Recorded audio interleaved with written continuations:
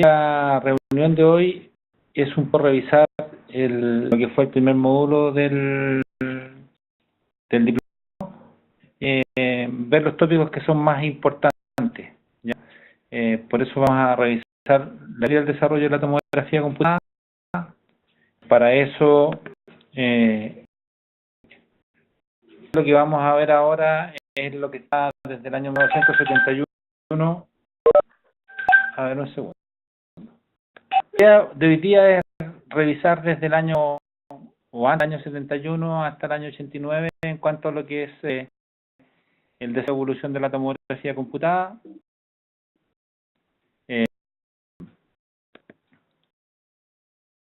Del diplomado y de este primer módulo es que ustedes puedan conocer la evolución y el desarrollo de la tomografía computada desde su inicio, evaluar el aporte que ha implicado esta nueva tecnología, reconocer la clasificación evolutiva y, último, conocer algunos conceptos que son básicos, ¿ya? Lo primero es reconocer a nuestro padre, quien da cada día el sustento, que es Wilhelm Röntgen, quien descubrió los X. Los tomógrafos computados usan radiaciones ionizantes, usan rayos X, por lo tanto el conocimiento es hacia él. Luego, hay dos personajes que son muy importantes, Alan McCormack y Fritz Hansfield, que son principalmente trabajaron en el desarrollo de los primeros tomógrafos computados, ¿ya?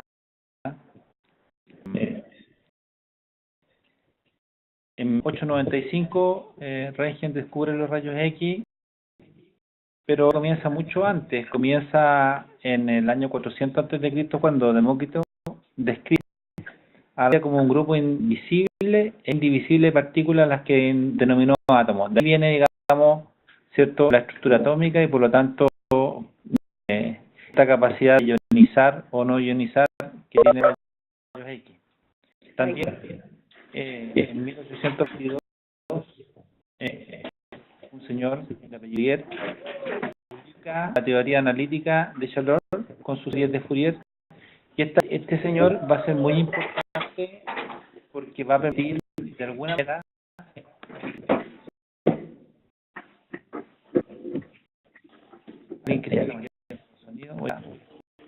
sonido, ¿ya? Que te mantenga su micrófono en silencio, que no interrumpan nada. En 1822 entonces Fourier, en 1826 Abel desarrolló las primeras ideas de tomografía, en 1831 Michael Faraday o fenómeno del electromagnetismo, y desarrolla la teoría de la ley de la inducción electromagnética.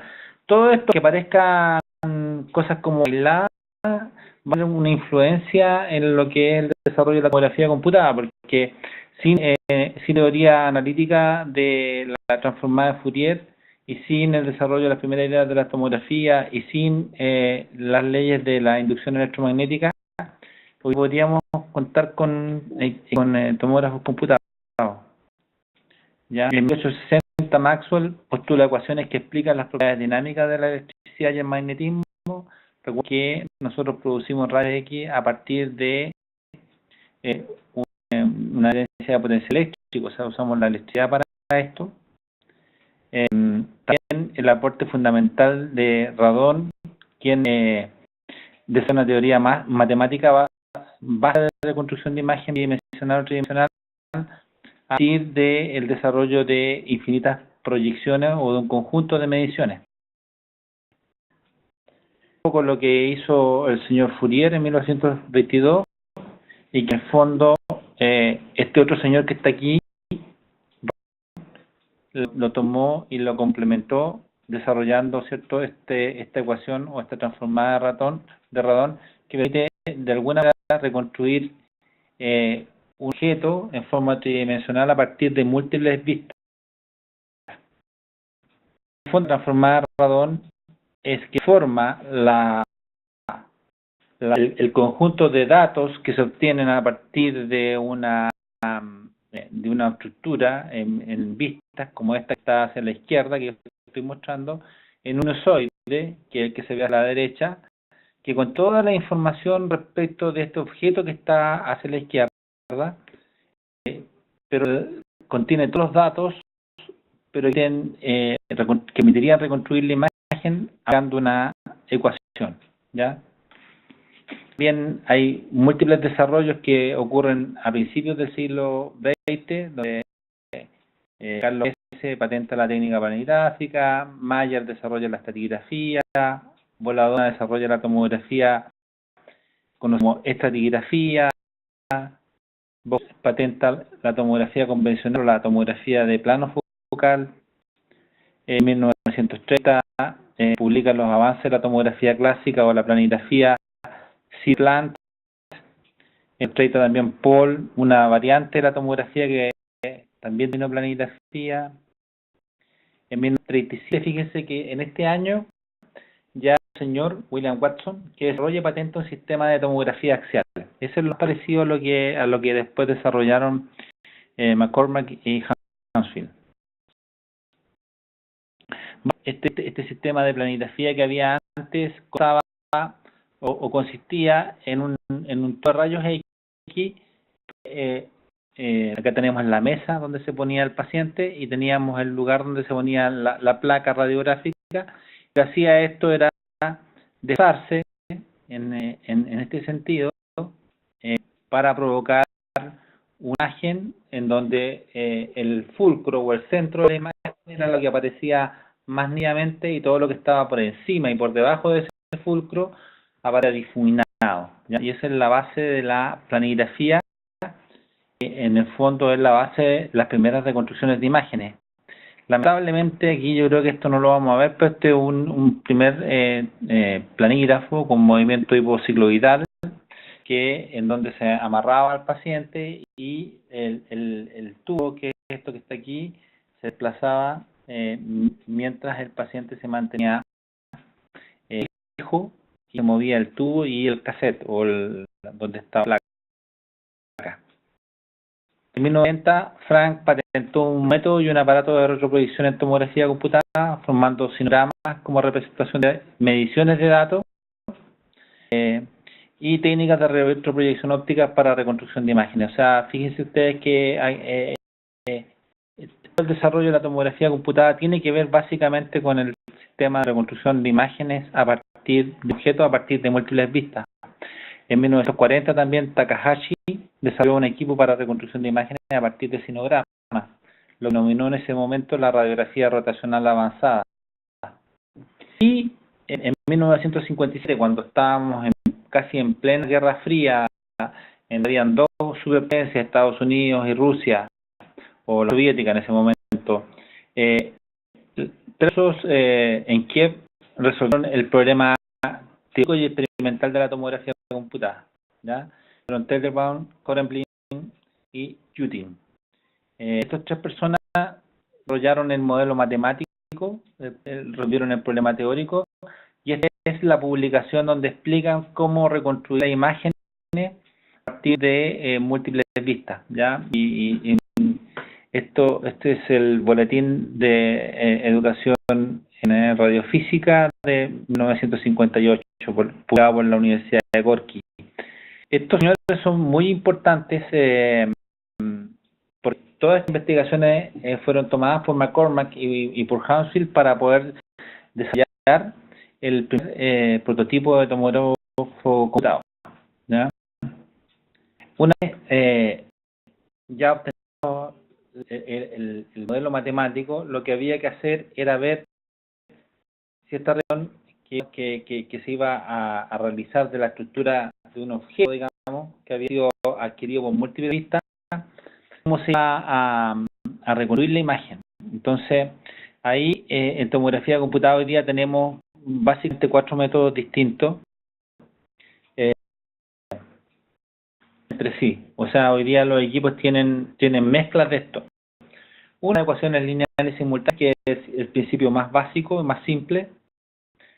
El segundo principio también más simple es las técnicas iterativas. Ya tenemos básicamente 3 modalidades matemáticas: la técnica de reconstrucción algebraica o ART, la reconstrucción iterativa simultánea o la técnica iterativa de cuadrado. Y luego están estas otras dos que son la retroproyección filtrada y la reconstrucción de Fourier. Básicamente la mezcla de cada una de estas es lo que constituye lo que nosotros conocemos como la imagen tomográfica, ¿ya? El sistema más simple utiliza y ecuaciones cuadradas pequeñas. Si ustedes tienen un objeto, digamos, que está descrito en este cuadrado, ¿cierto?, donde hay un coeficiente de atenuación mu sub 1, mu sub 2, mu sub 3, mu sub 4. Si yo sumo los coeficientes, voy a tener una ecuación. Si yo sumo los de arriba, voy a tener otra ecuación. Si los sumo en el otro sentido, voy a tener otra ecuación. Y si los sumo en este sentido, voy a tener otra ecuación. El total de estas ecuaciones yo lo tengo que llevar después entonces a un sistema que me permita digamos la forma del objeto a lo más parecido a la realidad.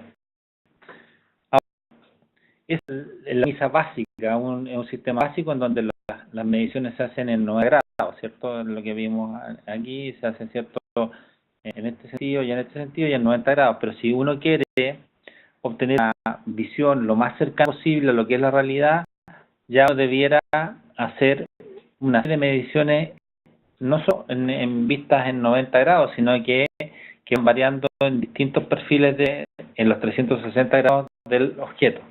Y la cosa se complica y lo que se usa ahí son técnicas iterativas. En el fondo va produciendo distintos tipos de acciones, ¿cierto?, en distintos planos que generan cálculos o ecuaciones determinando estos cálculos una mejor representación de lo que es la imagen real, ¿ya? Y lo hace Fourier, este objeto, ¿cierto?, que podría ser esto que está aquí, que uno de alguna manera reconstruye a través de múltiples vistas, lo representa de mejor manera en múltiples, son estas vías de acá, múltiples ecuaciones, ¿ya?, que tiene que ver con cada una de las proyecciones o de las ecuaciones en los 360 grados de giro del objeto. Esta serie o la transformada de Fourier, desde el punto de vista matemático, no quiero que se lo aprendan porque en realidad no tiene sentido. Pero esta transformada de Fourier es parte nomás y se necesitaba el complemento que hizo Radon. Lo que hizo básicamente fue obtener la visión completa conformando un sinograma, ¿cierto?, que es lo que vemos hoy día, por ejemplo, en los equipos Philips cuando vemos la rodata, que es esta imagen que está aquí donde dice sinograma. Y lo que uno hace es tomar esto que contiene todos los datos de las ecuaciones de los 360 grados de giro de una adquisición para a partir de estas vistas ir generando la conformación de un objeto lo más parecido, lo más real, que vendría a ser esto que está la retroproyección con filtro. ¿Ya? Esto se hace usando por un lado la transformada de Fourier aplicada a estas ecuaciones que son iterativas o que son lineales, la transformada de Radon inversa. Transformada de Radon inversa se la aplica a un filtro que permite entonces que reconstruyamos el objeto con lo más parecido a lo que es el objeto real. Entonces, principalmente lo que uno busca aquí, es una animación que no vamos a poder ver porque estamos este pajarito, uno le adquiere la imagen en 360 grados, o sea, el tubo girando alrededor del pajarito. La idea es que logremos construir una cantidad determinada de ecuaciones que permitan que a través de la transformada de Fourier y la inversa de Radon nosotros apliquemos algunos filtros matemáticos de retroproyección que nos permitan reconstruir este objeto lo real posible. O sea, en la tomografía computada lo que hacemos es una serie de procesos matemáticos ¿ya? Tienen que ver con las vistas, y en el fondo son números. Y por eso la tomografía computada no ha sido posible sin el desarrollo de los computadores. Ahora tiene todos estos datos, obviamente estos datos yo puedo aplicarles elementos, y ahí es donde estos datos pasan a una calibración de preprocesamiento que le permiten desarrollar perfiles de atenuación. Los perfiles de atenuación son comparados. Eso, básicamente asignándole valores conocidos a sustancias que son muy desiguales. Lo que hizo Hansfield fue que tomó el agua como valor cero, le tomó a una sustancia que es muy densa, ¿ya? Eso, le valor 1000 y le asignó al aire una sustancia que no es muy densa, que tiene un perfil de atenuación muy bajo, al aire el 2000. Y su base de perfil de calibración basada en el agua, en el hueso y el aire, con escala. Una escala que puede entonces tener distintos tonos de gris dependiendo del perfil de atenuación, la radiación que tienen los distintos elementos. A ese perfil de atenuación, que es a la data cruda o a la raw data, puede adicionar además filtros de convolución, que son filtros matemáticos que en el fondo llevan asociado un determinado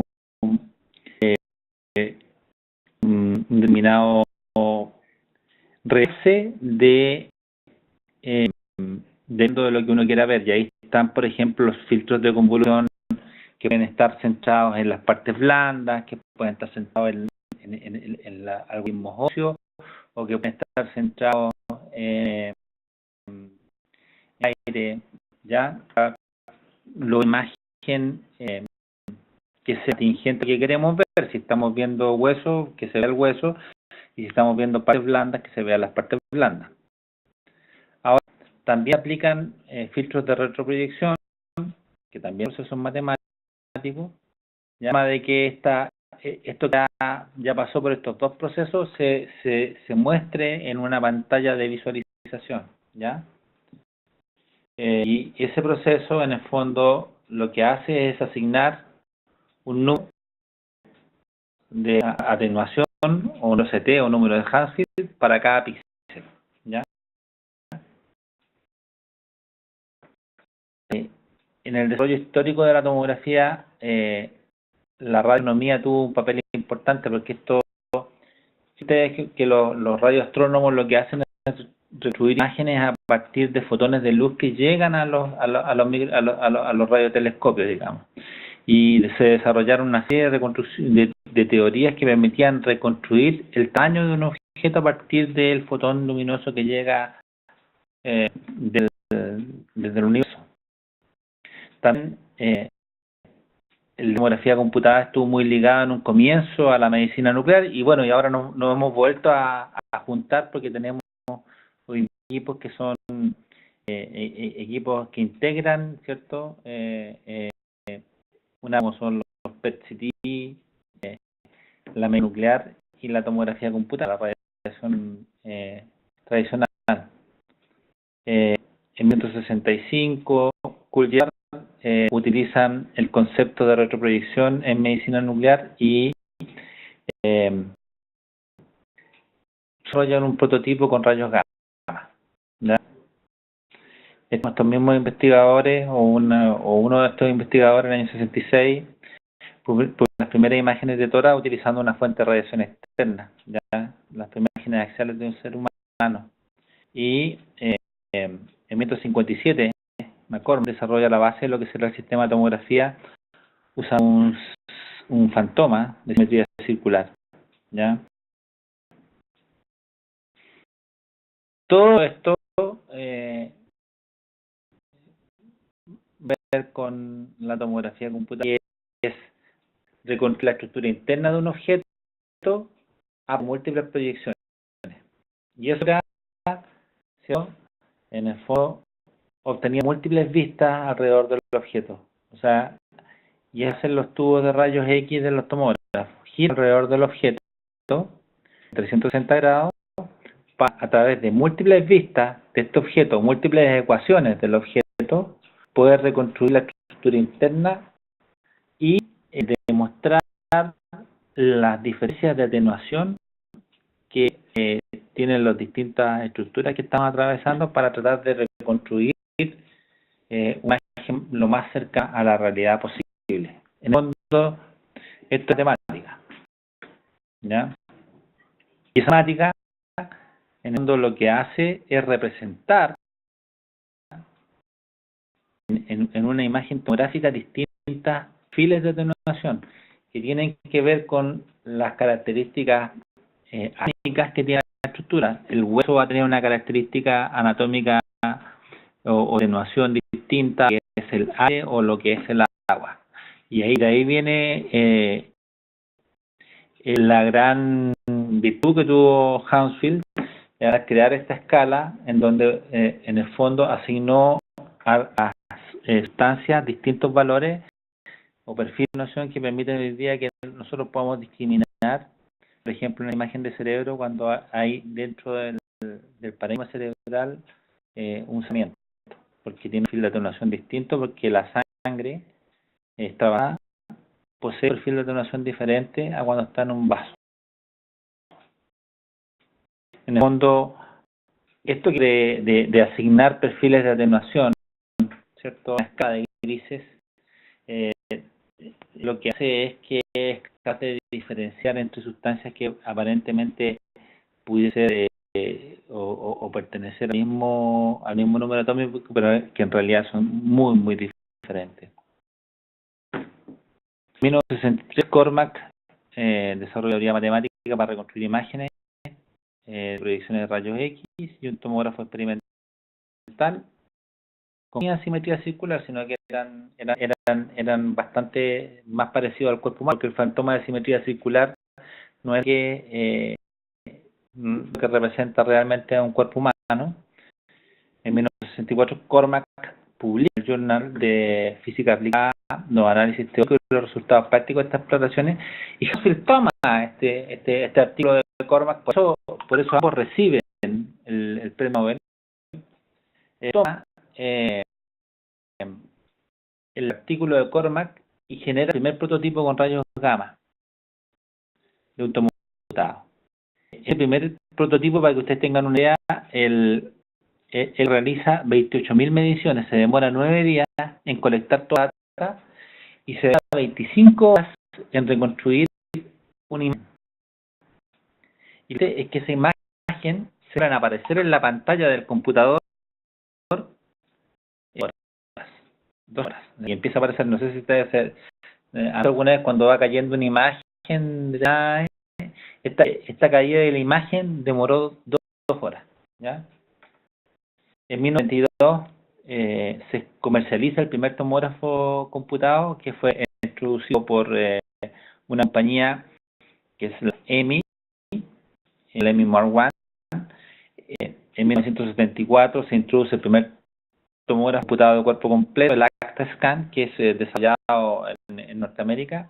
Y en 1979 Cormack y Hounsfield reciben el premio Nobel de Medicina por este descubrimiento fundamental que es la tomografía computada. El tomógrafo de Cormack, ¿ya?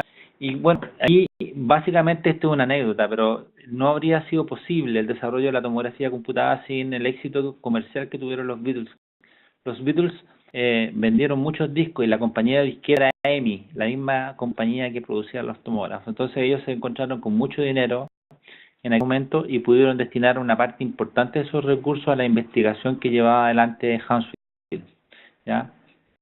Esta es una foto o cómo él visualizaba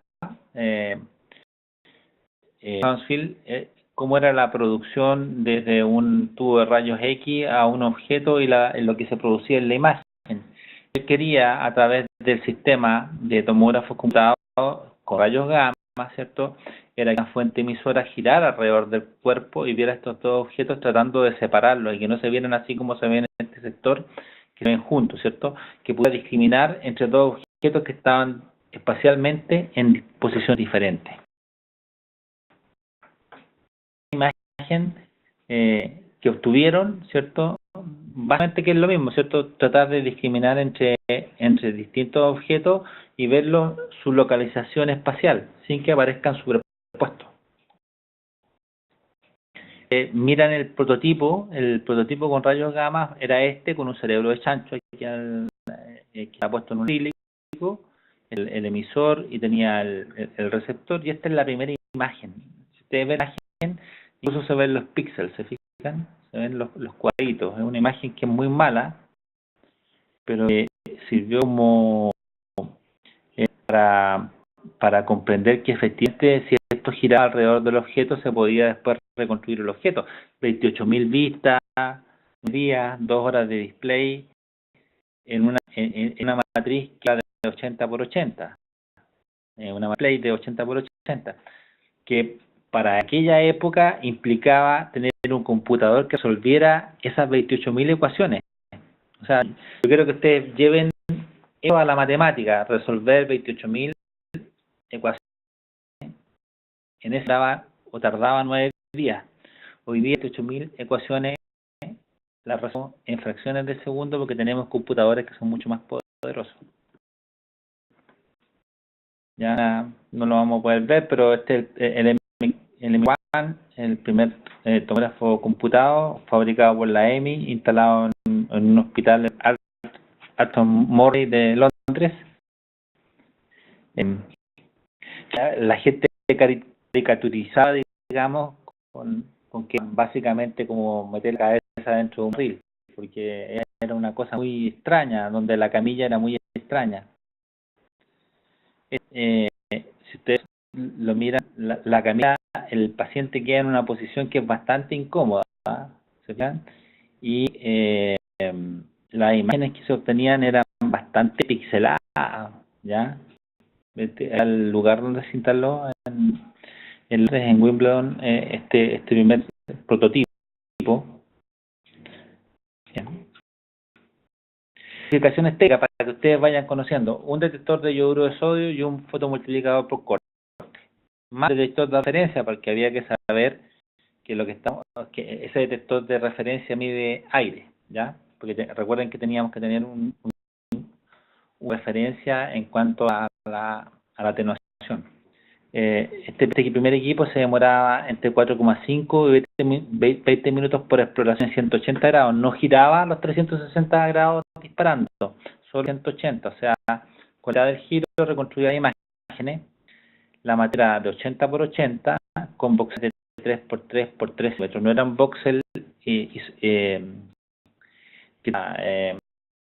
la misma distancia en cada uno, sino que era de 3 por 3 por 13.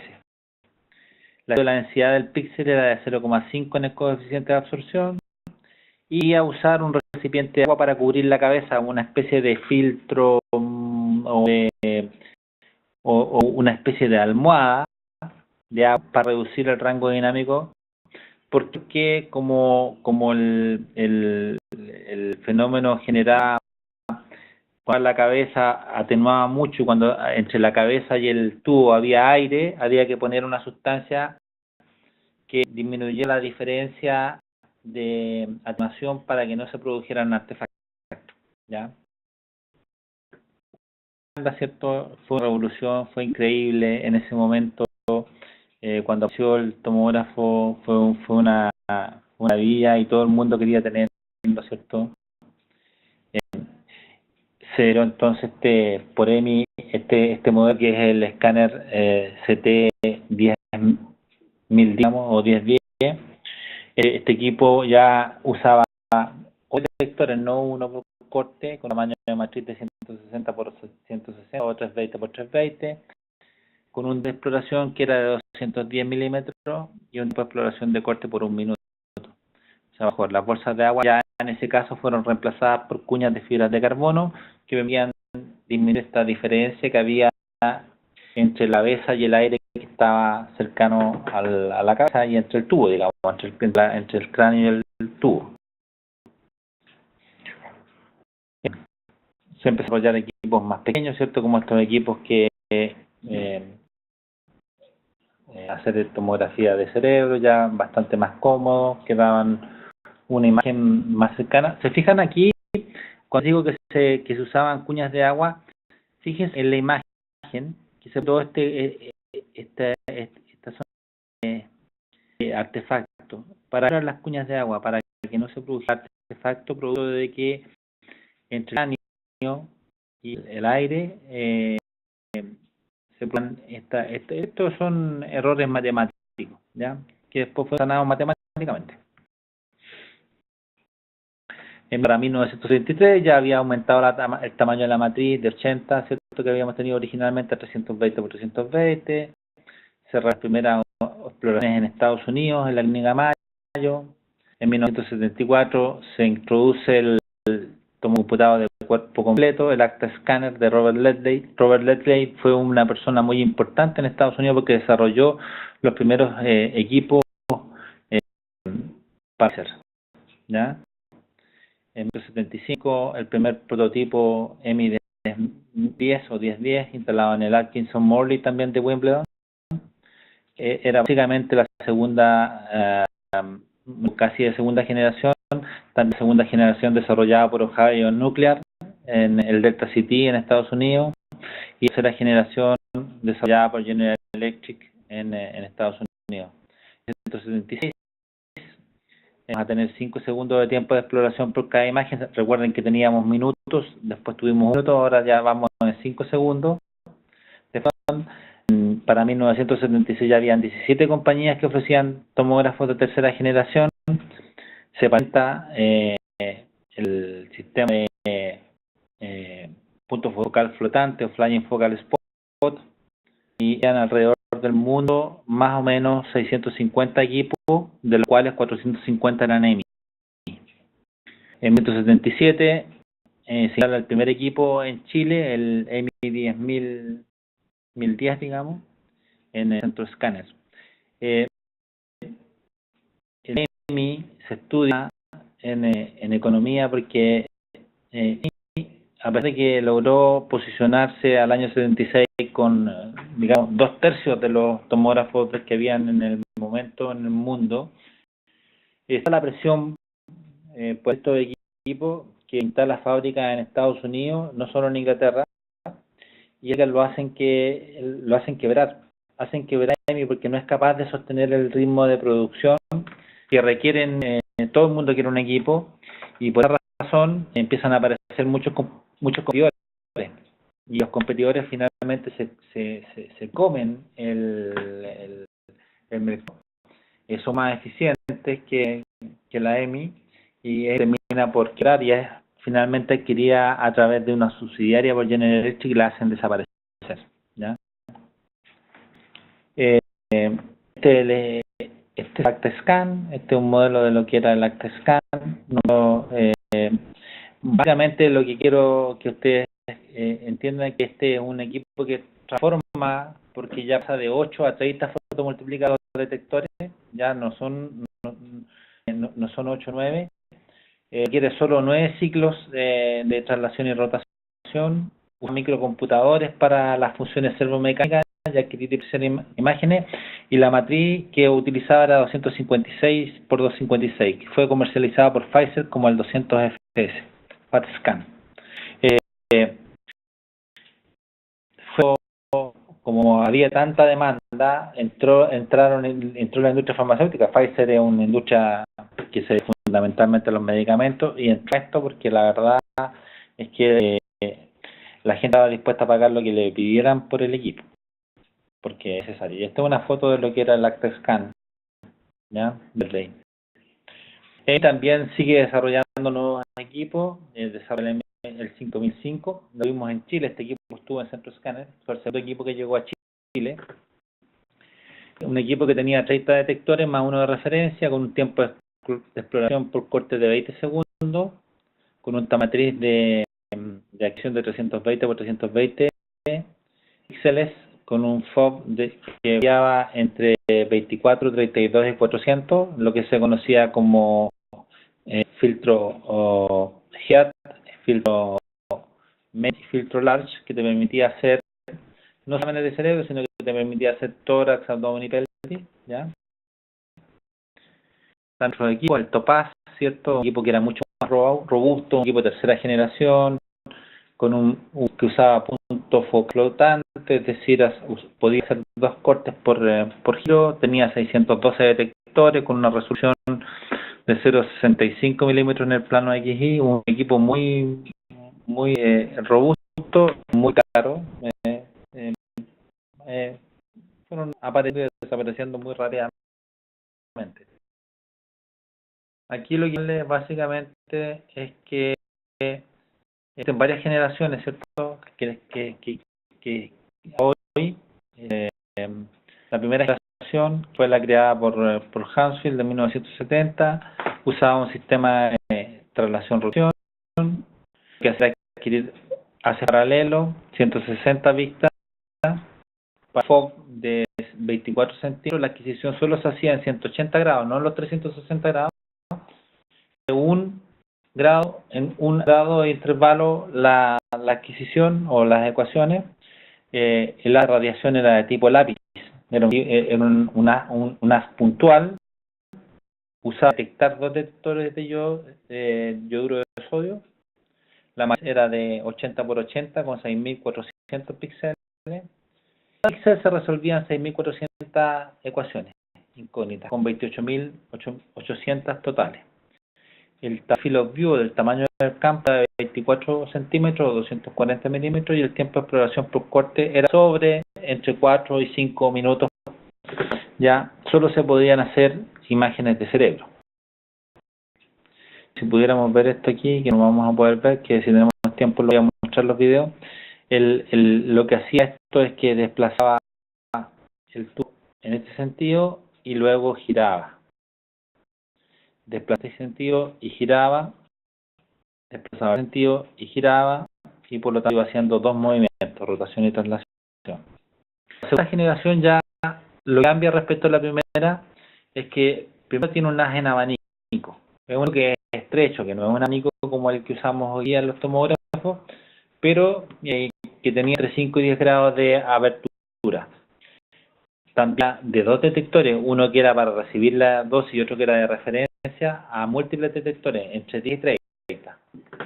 Se programan múltiples ángulos de adquisición para cada posición. ¿Por qué? Porque teníamos rotación y traslación, por lo tanto teníamos no solo una adquisición por cada ángulo. Y se seguía haciendo en 180 grados debido al tiempo que demoraba, porque se demoraba 20 segundos de adquisición por corte, por lo tanto no podía hacer los 360 porque si no se demoraba el doble. Y la matriz de representación va de 80 subía a 160.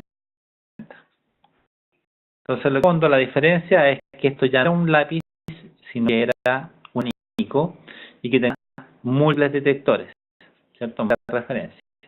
Entonces, en este sentido, giraba, se movía en este sentido, giraba, se movía en este sentido, giraba, y por lo tanto hacía movimientos de rotación y traslación, pero cambiaba de ser un haz lineal o puntual a un haz de abanico, detector, pasamos a 10 a 30 detectores en relación.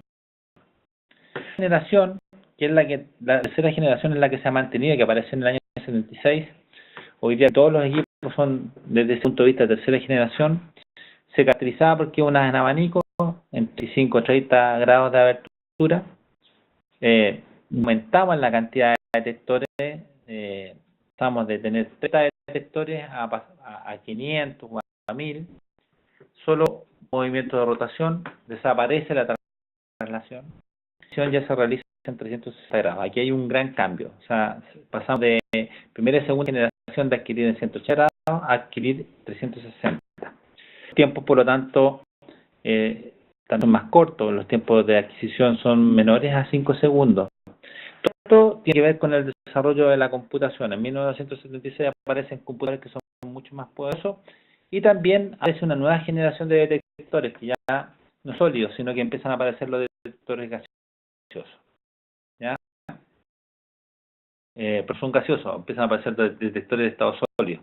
El diseño más común en los tomógrafos modelo de tercera generación, y el problema de este tipo de detectores que como giran 360 grados puede dar artefactos en anillos que son errores de calibración, y por eso introducen el tema de la calibración de aire como un requisito cada vez que se prende el equipo, para que eliminar ese problema que pudiese existir de errores de calibración. Y básicamente la tercera generación entonces consta de un tubo de rayos con un haz de abanico de 25 y 30 grados y con un sistema de detección que está al otro lado, que es un sistema de detección que está formado con detectores que van de entre 500 y los 1000, ¿ya? La aparece 2 años después, sí, el haz en abanico, ya los están alrededor de todo el gantry, el tubo de rayos rota, ¿ya? Y de exploración, la que tiene aquí tenemos detectores alrededor de todo el gantry, y lo que gira efectivamente es el tubo, solamente el tubo. Y eso hace que los tiempos de exploración sean de un segundo, menos de un segundo. Pues evita el artefacto en anillo, y el problema de estos equipos que duraron muy poco tiempo es que tenían gran cantidad de detectores, entre 1200 y 4800, todos de estado sólido. Lo hacía un equipo muy caro, y cada vez que se iba a un detector había que cambiar el sistema de detección completo, es caro, ¿ya? Estos equipos empezaron a producirse en el año 78 y duró más o menos, yo empecé a conocer un equipo de estos de cuarta generación que llegó al hospital Fach en el año 87, 88, ahí, hasta el año 90 duraron los equipos, ¿ya? Entonces la en abanico, y donde está en verde un cuerpo de detectores que cubría todo el gantry, ¿ya? La quinta generación, que se desarrolló en el 1985, llegó a Chile, ya se conoce como Electron Beam CT o EBC-CT. Fue desarrollado fundamentalmente por General Electric, que se conoce el nombre comercial de Imatron. Es lo más parecido a un acelerador lineal, ¿ya? En esto con la fuente de rayos X no es un tubo, sino que es un acelerador. El tiempo de exploración es menor a 50 milisegundos, 17 cortes por segundo. Es un equipo que 180 a 240 grados del gantry compuesto por target, el resto de los 360 corresponde a detectores, ¿ya? Es un muy rápido, tiene una resolución temporal que es de 60 milisegundos o menos de 50 milisegundos, lo que hace un equipo que se pudo utilizar para hacer estudios coronarios. Fueron los primeros equipos donde se hizo score de calcio y donde se hicieron angiografía coronaria, ¿ya?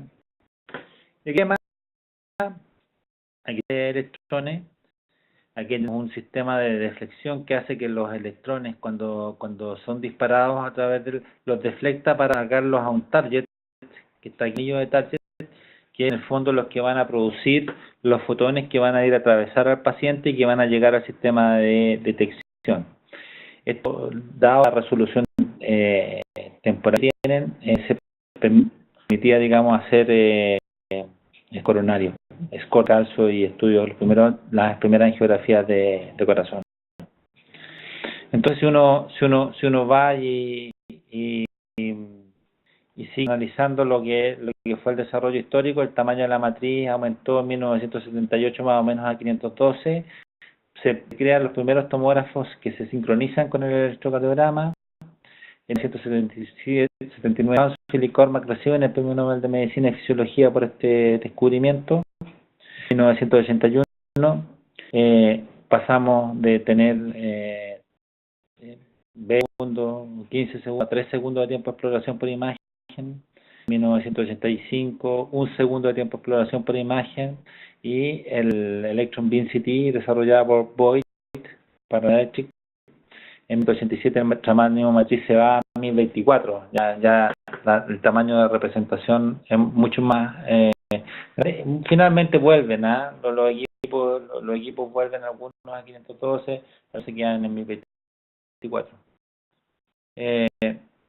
Esto es cuando uno recibe el premio Nobel, uno hace un discurso de aceptación del premio Nobel y la verdad es que esto para mostrar la dimensión de lo que era este señor, un señor que tiene una visión muy importante. Él proyecta el desarrollo de la resonancia nuclear magnética en 1979. Él dice que ya están trabajando, digamos, en esta nueva tecnología.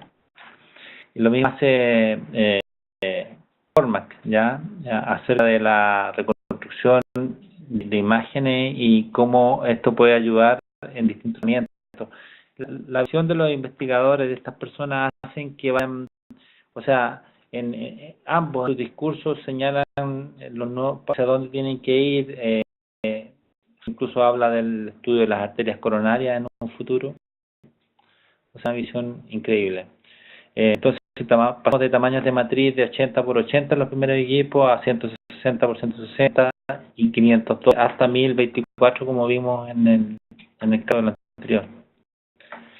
Los tiempos de datación, que eran en un curso de minutos, de horas de decisión, pasan a ser de menos de un segundo. Hoy tenemos tiempo de 0,35 segundos, lo que impone un problema para los Gantry, porque son de aceleración de 9G, 8G, o sea, tienen que estar muy bien anclados al piso, si no van a ir a parar a la calle los equipos. La limitación fundamental es que para que pudiese ser más rápido, hubo que producir tubos, detectores, transformadores y todo dentro del Gantry y que todo esto gire. Y eso impone que cuando giran, estamos hablando de más o menos 2 toneladas o 3 toneladas girando a velocidades que son 9G. O sea, realmente desde el punto de vista ingenieril una complicación. En 1988 aparece un señor que fue muy desequilibrante y muy importante, y lo es todavía. Es un investigador que trabajó para la Bayer, que trabaja para Siemens, que es Callender, que desarrolla la tecnología de Liquid Lab. Para Siemens introduce entonces el primer equipo Liquid Lab. Se ocurre algo extraordinario. En 1992 una empresa judía muy pequeñita llamada Elsin desarrolla el primer tipo de multicorte.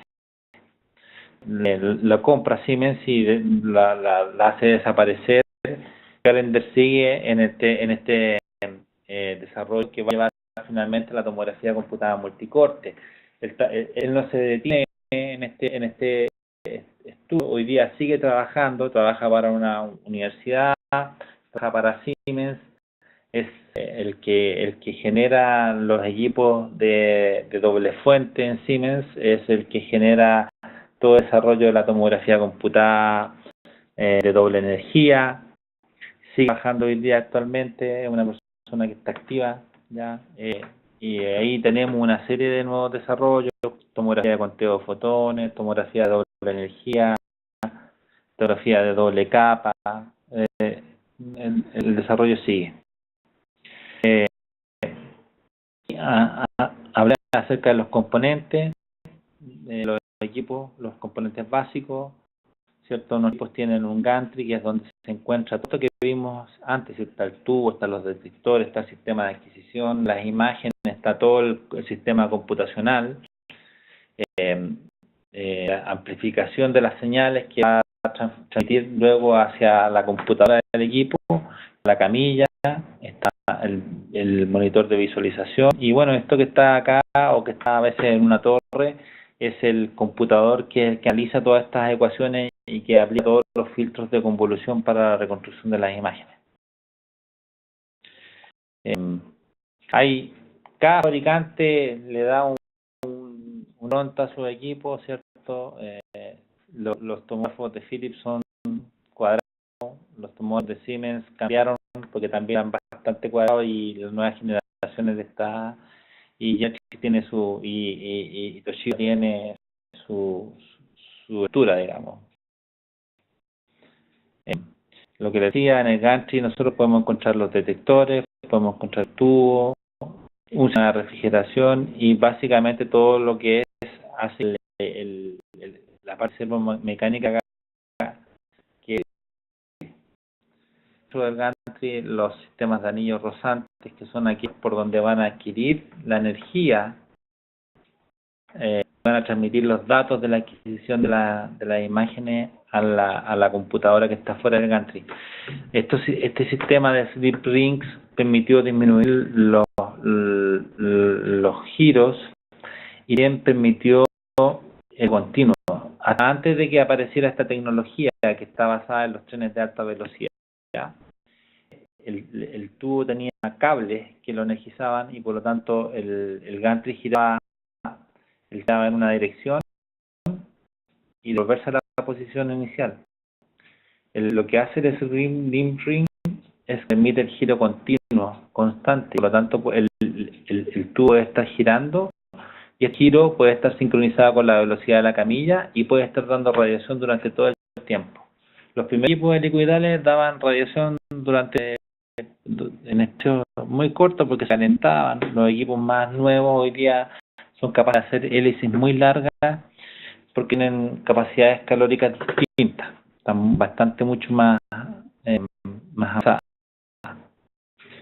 Los anillos rosantes permiten eliminar los cables y el giro continuo, permiten el giro continuo, adquisición continua, que no está esto que se llamaba el interscan delay, que era cuando tu giraba tenía que volverse a la posición y eso tenía un tiempo. Eso se llama interscan delay. Para la creación de las imágenes, entregar la energía al tubo de rayos X y recibir los datos desde el sistema de adquisición de las imágenes, ¿ya? Emitirlo al computador. En el caso de los detectores hemos ido variando desde detectores que eran de estado gaseoso, que eran de yoduro de sodio en un comienzo, a detectores de estado sólido. Hoy van a ver, hace que van a poder visualizar los que no vieron, que hace un físico médico venezolano, donde habla un poco de la composición de los detectores y cómo estos detectores de estado sólido hoy día tienen una composición que los hace mucho más eficiente y que los hace frente a la recepción de un fotón de radiación X, producir una cantidad de luz que va a generar una señal eléctrica mucho más potente. Entonces se requiere menos dosis de radiación. El desarrollo de los detectores ha permitido bajar la dosis de radiación en los trabajos computados de manera importante, ¿ya? Porque son mucho más eficientes al recibir un fotón de radiación, la amplifican produciendo una cantidad mayor de luz, por lo tanto se requiere menos dosis de radiación para producir una imagen. También existen en los equipos colimadores, que son de dos tipos. Aquí están antes del paciente y aquellos que están después del paciente. Estos colimadores lo que hacen en el que está antes del paciente es controlar la dosis y la calidad de la radiación, hacer que sea el haz lo más de un día y además que esté mucho menos disperso, y el que está post paciente controla el corte, porque en el fondo va a decirme de qué tamaño voy a hacer yo el corte. Los colimadores hoy día son electrónicos. En un momento, en la radiación, en los rayos X convencionales, estos eran mecánicos, pero hoy son electrónicos, ¿ya? El primer equipo de tomografía computada, yo trabajé en esos equipos, en el equipo Pfizer, yo cargo el colimador con la mano. Hoy día eso es automático y uno lo hace electrónicamente cuando uno selecciona un sensor, ¿ya? ¿Cómo llaman los equipos? Si se llaman multi-row, multidetector, multislide, todos son correctos, todas esas formas son correctos. Estos detectores están dispuestos en matrices. Si ustedes se fijan ahí en estos cuadraditos, el sistema detector son múltiples matrices y tienen septos entre ellos. Cada contiene un número determinado de líneas, de filas o elementos, y en virtud de esas líneas o filas es que se denomina cuánto les tiene. Ahora, cada célula contiene un número determinado de detectores y eso al final, ¿cierto? Si tenemos, no sé, 64 filas, un tomógrafo de 64 canales, 800 o 600 detectores, cada cuadradito va a darte uno de esos 100, 800 o 1000 elementos, ¿ya? Los canales dan el nombre del equipo, le dicen si este es un 64, este es un 128, este es un 256, este es un 320 o este es un 640. Pueden ser líquido gaseoso, ¿ya? Normalmente hoy día los detectores son de estado sólido, son mucho más eficientes. Y la diferencia entre los detectores, un equipo que es single slice o que tiene solamente un sistema de detección, a un multi-slice que tiene una matriz de detectores que están en el segundo caso. Lo han ido variando. Hoy día tubos que tienen, como les decía, capacidades calóricas de disipación que van entre los 7 millones y los 10 millones de unidades calóricas y que se frían por agua o por agua y por aceite y que tienen además la capacidad de tener un punto flotante, un flying focal spot que le permite en un disparo deflectar el haz de rayos X para producir dos impactos en el ánodo y con lo pueden producir dos imágenes un disparo. Y que hace que veamos equipos de 640 cuando en realidad tienen 320 líneas solamente o canales, ¿ya? Aquí vemos lo que es la ingeniería del tubo Straton, el tubo de Philips, que es un tubo que cae en la palma de una mano, un tubo muy pequeño que tiene una gran capacidad de disipación calórica. Están de metal, de cerámica y algunas impurezas que lo hacen que tenga de disipar calor mucho. ¿Qué impurezas? Normalmente los fabricantes no nos entregan los componentes porque son el secreto mejor guardado. Pero tienen europio, tienen francio, tienen distintos elementos, ¿ya? Y por otros tubos distintos al Straton son bastante más grandes que el Straton. Están dentro del gantry los generadores de alta frecuencia, estos montados sobre el eje de rotación, giran en el tubo, que hacen fundamentalmente eliminar la necesidad de utilizar transformadores de alto voltaje, que era lo que tenían los equipos anteriormente. Son usados para eliminar la absorción fotoeléctrica, que es un fenómeno que nosotros vemos que se produzca cuando hacemos producción de rayos X, y su función principal es incrementar la intensidad de la radiación dentro de una detección. El giro continuo es inducido por radiofrecuencia. ¿Se acuerdan que cuando hablábamos del fenómeno de inducción de frecuencia que descubrió Michael Fay? Bueno, inducción por radiofrecuencia es la que permite que el tubo sobre produzca, por lo tanto, al girar lo que hace el tubo es disipar calor.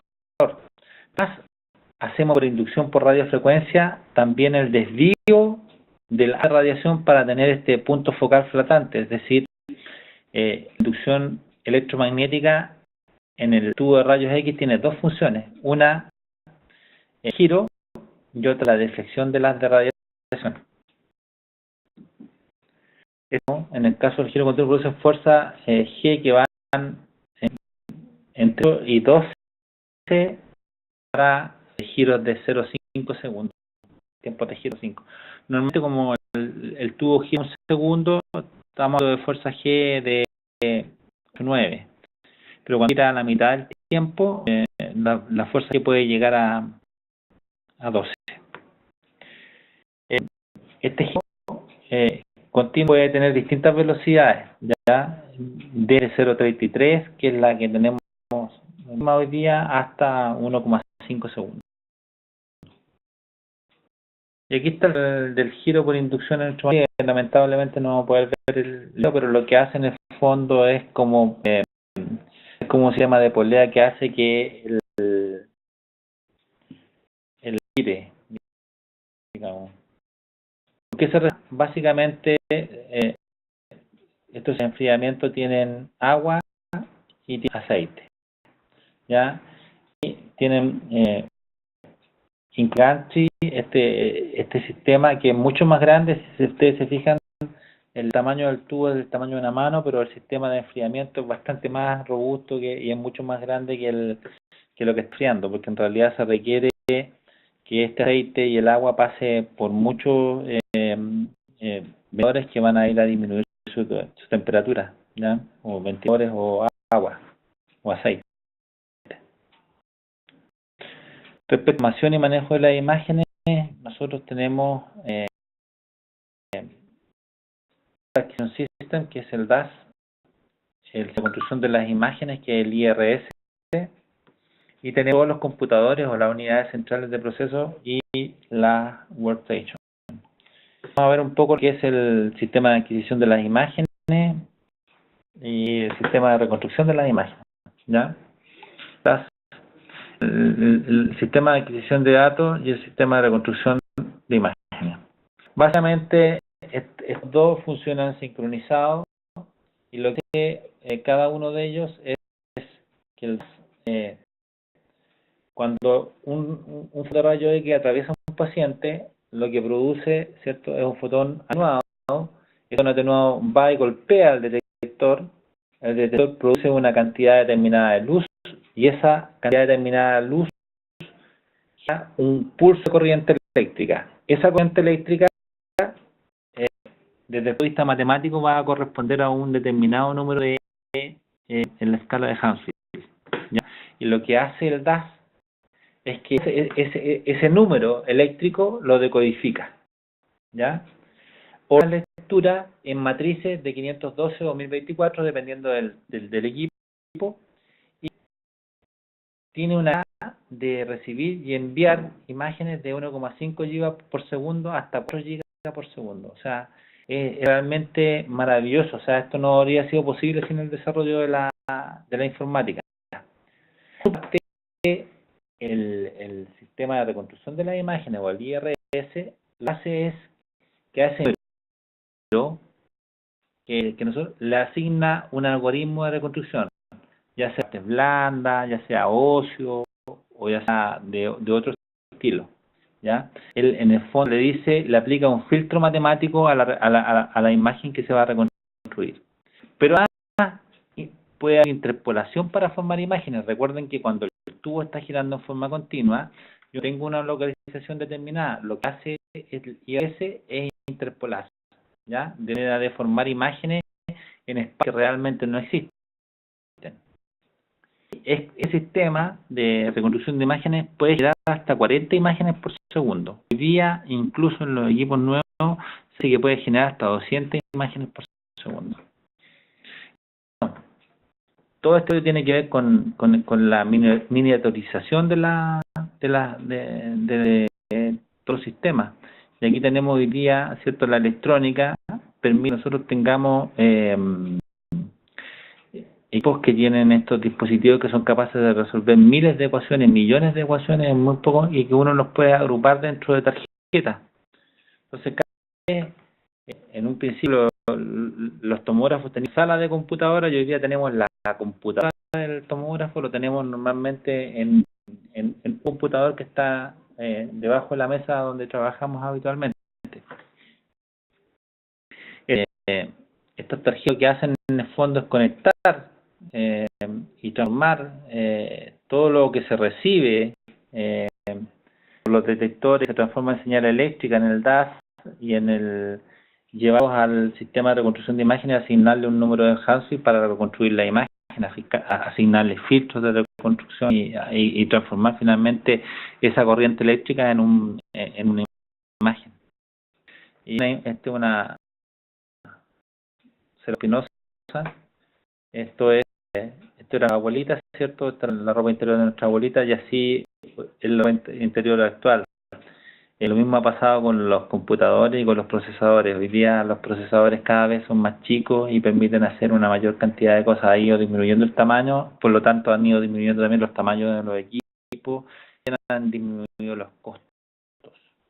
La ingeniería y de la computación han permitido que el desarrollo de la tomografía vaya a par. y que hoy tengamos equipos que son mucho más rápidos y que son capaces de hacer una mayor cantidad, de resolver una mayor cantidad de ecuaciones y por lo tanto de ser mucho más precisos. Hoy día podemos hacer conteos de fotones con tomógrafos computados, podemos hacer casi espectroscopia con tomógrafos computados porque tenemos en el fondo trabajando muchos computadores, muchos núcleos que resuelven miles y millones de ecuaciones por segundo. Una tarjeta, ¿cierto?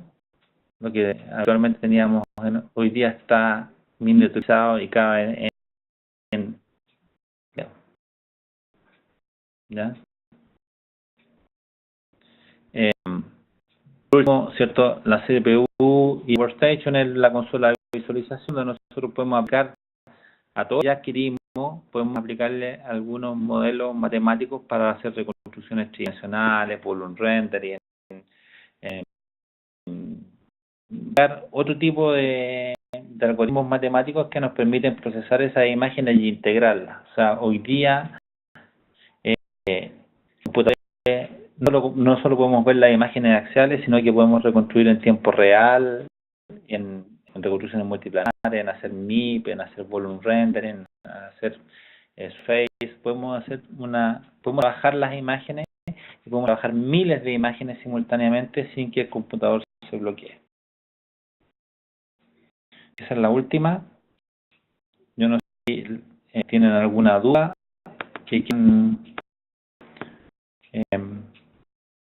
preguntar. Esto, lo que yo les he hecho ahora es una pequeña recapitulación.